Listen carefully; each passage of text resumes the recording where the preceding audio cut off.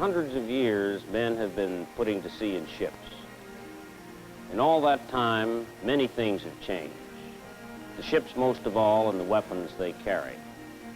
Sailors, of course, have changed too. But the mariner who scrambled up the rigging, who set his course by starlight, and knew the hardships and excitement of life under sail, would find much in common with the seafarers of today's Navy. The submarine below and the airplane above have brought new dimensions to naval warfare, each with its own breed of dedicated men.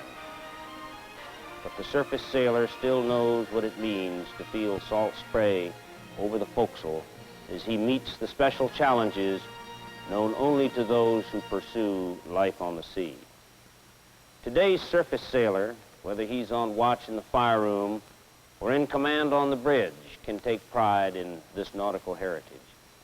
The surface forces have been brought together from the former cruiser-destroyer, service, mine warfare, and amphibious-type commands to do a big job. As I visit in the fleet and talk with the Navy people who are the backbone of the new Atlantic and Pacific Surface Force commands, it's gratifying to see how well we're working together with the air and submarine warfare elements as a team to carry out the missions of our one Navy.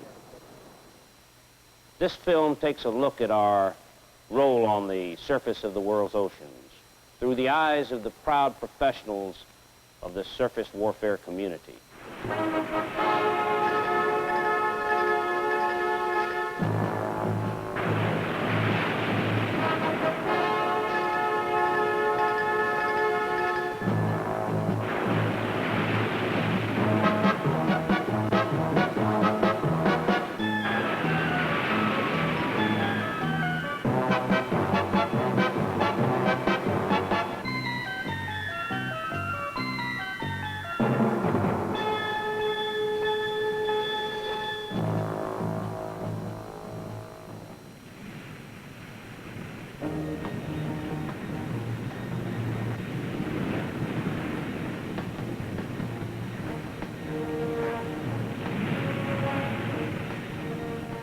For most surface sailors, going to sea is one of life's realities.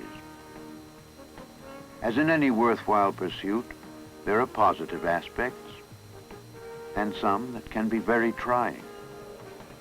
A lot depends on the individual.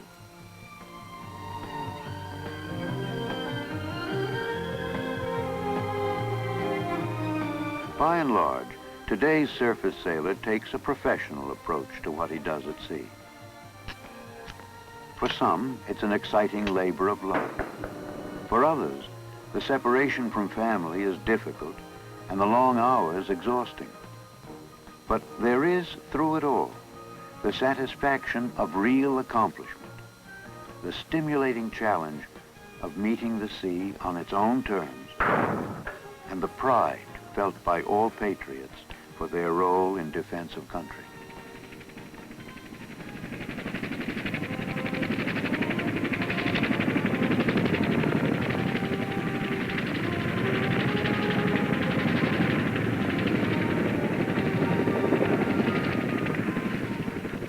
After being on 6 ships over a 10-year period, I remember the one common thing we did is replenish at sea.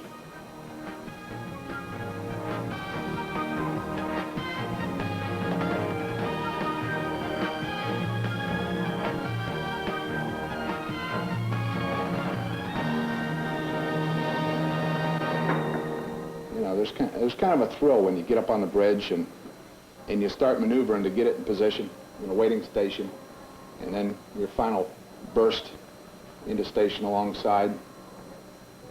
Thrill of replenishment is seeing the whole ship operate as a team. It's the one evolution that every man on the ship gets involved in order to get the job done, and they have to be a finely honed, trained team that knows each other's job and depends on each other to get it done in order to have a successful evolution.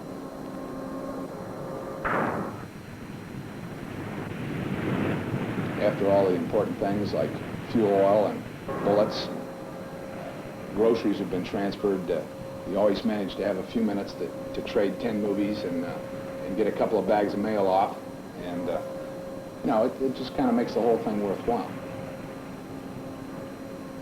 I grew up near a seaport and always sort of had in the back of my mind going to sea, and I guess that's an essential element of the Navy, really, is people going to sea in ships, and that's really what it's all about. It's not the ordinary 9-to-5 job, and at the same time, it's quite a challenge to be able to meet the demands and just stay up with it in general. Basically, it's the man and the job. All the other factors, the port visits, the liberty time, the number of sections aboard ship, have an effect, but not nearly as great as effect as job satisfaction. Knowing that when you send a recommendation up to the bridge to avoid a contact, that when you look at it, you're saving somebody's life, you know. It gives you a feeling of gratification. And it is a big responsibility. How many guys that are 30 years old drive a hydrofoil? Going to sea is the name of the game. I enjoy going to sea. There's a lot of responsibility. There's a lot of, in the present Navy, there's a lot of just pure, boring drudgery. On the other hand, singling up, getting underway, kind of makes the whole thing worthwhile. I think shore duty takes some of that thrill away. You got to keep remembering it, bringing it back, telling sea stories to remind yourself of it. I have always liked to have the biggest thrill to me in the Navy, and that's, remember back as a seaman when I came in, it was an old Fletcher-class tin can. It was my first ship, and it gave me a great thrill to stand on the main deck of the ship as it was making a high-speed run through the waters in the Caribbean. It's just fantastic. The ship is sitting there, and you're standing on the deck, and it's just vibrating like mad. You can feel yourself part of the ship, and you're just almost like you're cutting through the water yourself, and I find that very exciting. There are other times, however, doing paperwork, running around trying to make sure everything is squared away and everybody's where he's supposed to be, then that's more drudgery. That's not excitement. That's just work.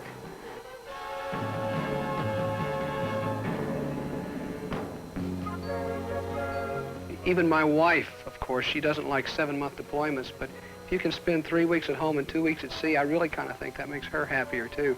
Gets me out of the house and out from underfoot. As a bachelor for some 13 years in the Navy, I could not really understand how the married people felt during the family section. And now also I'm experiencing this. And I think that this is probably the single biggest negative factor that I have ever experienced in the Navy. You know, I guess there is a lot of negative aspects to Navy life. If you look at them as negative aspects, I don't really look at them as negative aspects. I think most career Navy men don't look at them. I think they look at them as challenging situations. Clearly, the call of the sea is not for every man to answer. It takes a particular outlook and determination to be the kind of surface sailor who really enjoys doing what he does to the best of his ability. Over the years, these special people have thought of themselves as destroyer men, or minesweep sailors, or gators.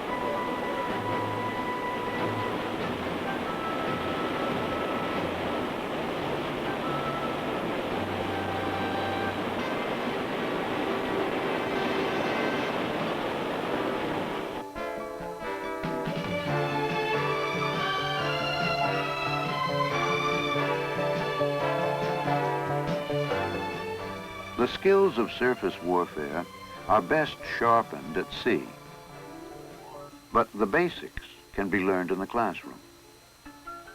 Most of the officers and men receive extensive training ashore before they become surface sailors. Many go back from time to time, building the considerable body of knowledge that a modern surface warfare force must maintain.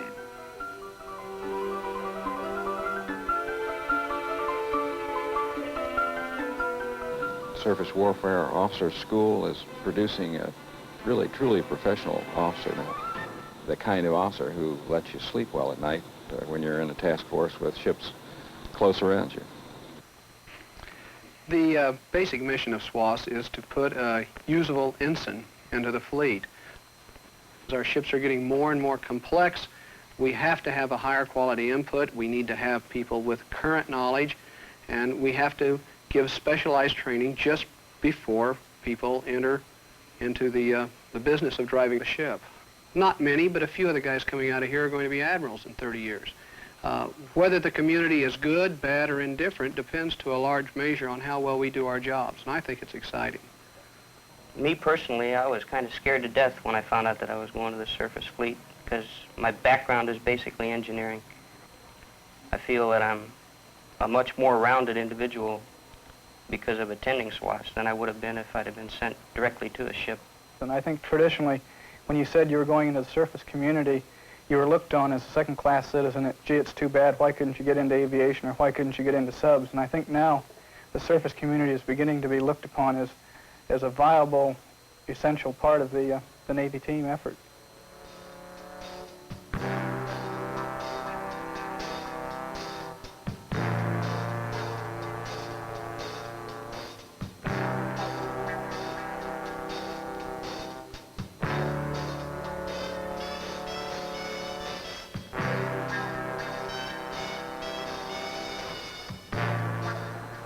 I'm often asked about the changing nature of the U.S. Blue Jacket.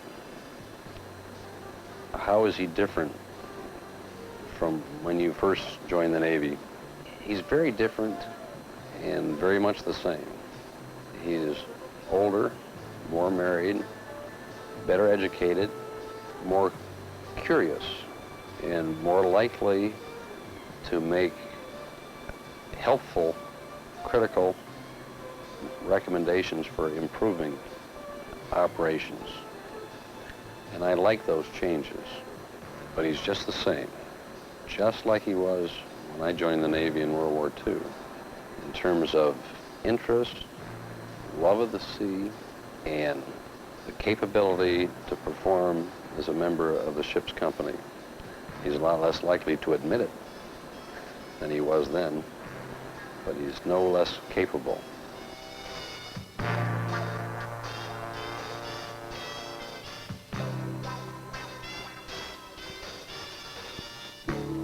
As important as willing and qualified people are, it takes ships, modern ships with effective weapon systems, to maintain a surface force that is ready and able to carry out its missions. These ships are a complex blending of awesome firepower, sophisticated electronic systems, the most modern oil and nuclear-powered propulsion plants, and concern for the habitation of the men who must make it all work.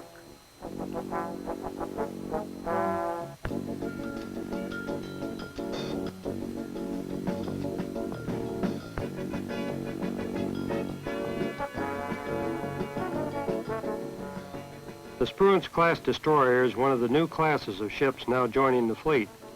This class is being built in Pascagoula, Mississippi.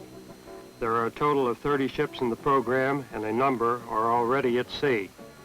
We expect great things from this highly capable destroyer. Another new class of ships is the amphibious assault ship, the LHA. I recently inspected the Tarawa LHA-1, the first ship of the class, from stem to stern. I was tremendously impressed with her capabilities.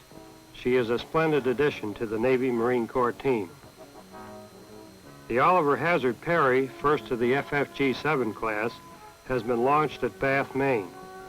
This is a relatively small ship by today's standards, but the Perry is almost twice the tonnage of World War II destroyers, and is, of course, a much more capable, hard-hitting ship. We are adding a new nuclear-powered class of cruisers, the Virginia, to those nuclear-powered cruisers already in the fleet. These are fine, high-endurance ships that can operate either with a nuclear-powered carrier or independently.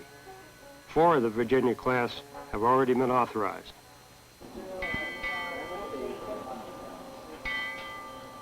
Nuclear power means to us an ability to operate for days at a time, either with the Nimitz that's off our starboard side right now or with other ships, without having to rely on support ashore. In addition to the nuclear propulsion plants we have on our surface ships today, most of our combatants are powered by the dependable 1,200-pound propulsion system. And of course our amphibious ships have the diesel propulsion plant, which gives us tremendous economy, and those plants are also very dependable. The new gas turbine, which is going into many of our newer class ships, will give us an economy that we haven't had before, especially at higher speeds.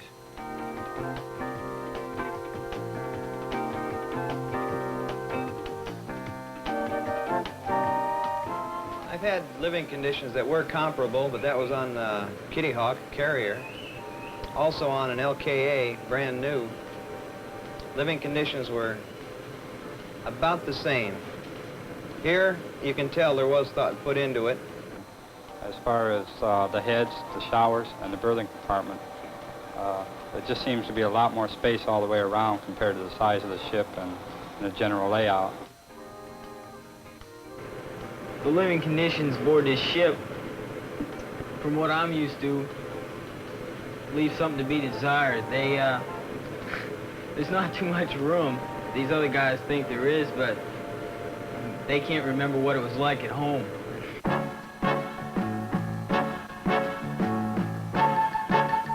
These splendid ships and men form a capable team and a major part of the Navy's overall strength. The formerly separate communities, mine warfare, the cruisers and destroyers, the replenishment, repair, and amphibious ships, have now been unified into the forces of surface warfare.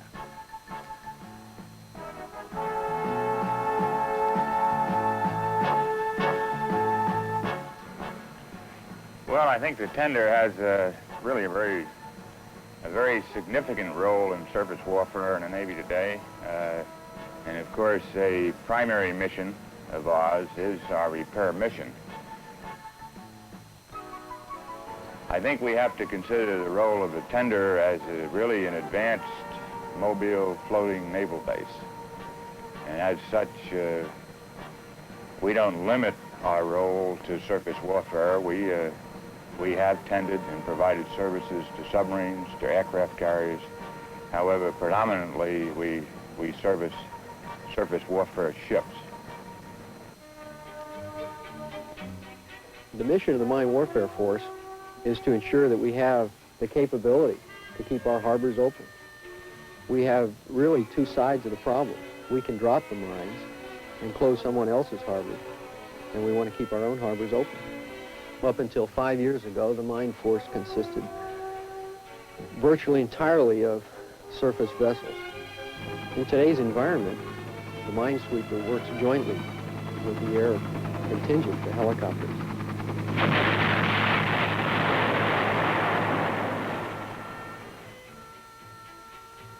Up and down both coasts, with the exception of 3 minesweepers, they're all reserve ships. And our capability in that force would be greatly diminished without the reserve participation. Well, I don't believe that the creation of the surface warfare community has substantially altered the role of the surface forces. They still have the role of providing the mobile logistic support for the whole fleet, the carriers as well as the surface forces. We still have our Marine Navy team working together in the amphibious role. And of course, we still have our traditional cruiser-destroyer role of doing almost anything on the surface, from defending against air attack, against submarine attack, or defending the amphibious forces, or providing the screen for the mobile logistic support forces, or indeed supporting the amphibious landing with gunfire support.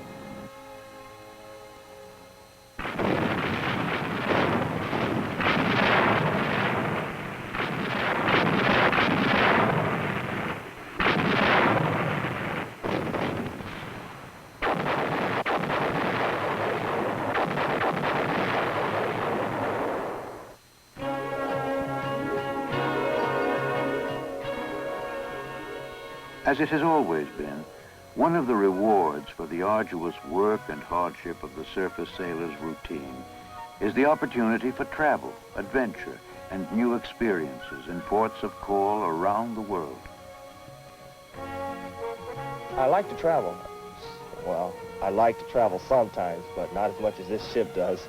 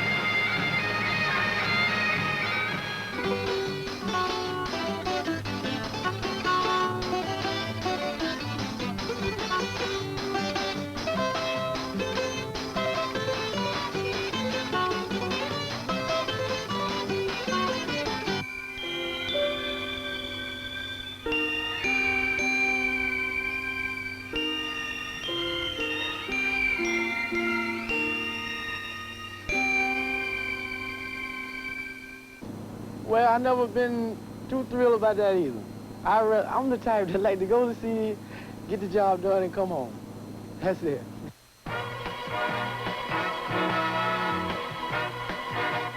A part of what we do every day in the Naval Surface Force is what I call fun and games.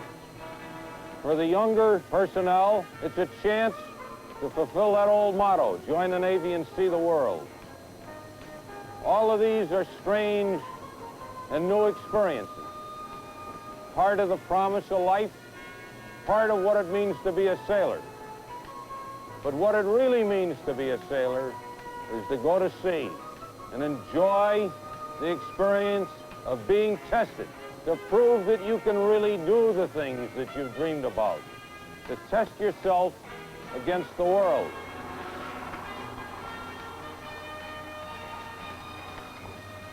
Our whole reason for being out here is combat readiness. It's to fight that battle. And the only way you can do that is to sufficiently prepare for it. That means constant training. Bridge combat. Lamps Hilo reports radar sinker. Datum bears 269.89 miles. The threat reaction time is so short that if it takes us 2 minutes to respond to a threat, we may have already been dead for one of them. This is a drill, this is a drill. General quarters, all hands man your battle stations.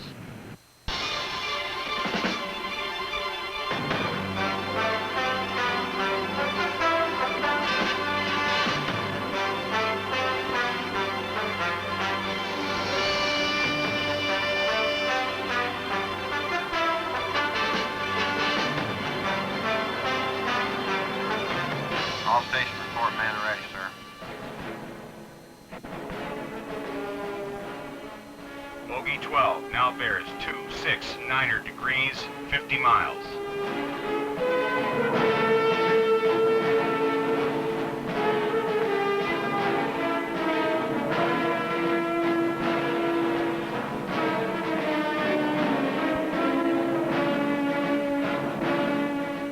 and yellow. Birds tight. Bogey 12 now bears 269er, 40 miles. Condition red. Birds free.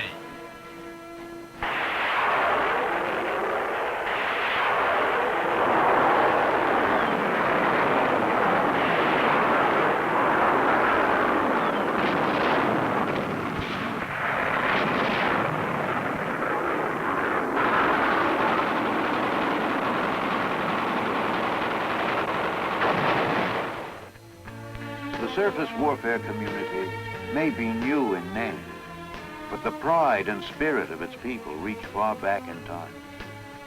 The ships are sleek and sophisticated now. But every seafarer who earlier sailed these same waters for his country would recognize a kinship with the surface sailor of today and would share his pride in answering the call of blue water. Now secure the special sea and anchor detail. Set the normal underway watch. On deck, section 2. As you can see, the surface forces play a major part in the Navy's worldwide missions. The ships and weapons they man are good and getting better. But the most important assets we have are the people who serve with pride and dedication. The challenges they face are always tough, and the reward sometimes hard to appreciate. But our surface sailors stand with a reputation for performance in the highest naval traditions, and I'm proud of them. The next two CNO Sitreps will tell the stories of aviation and submarine warfare. Although each of the three communities is unique in its warfare specialty, they all share the commitment to our nation's defense through sea power.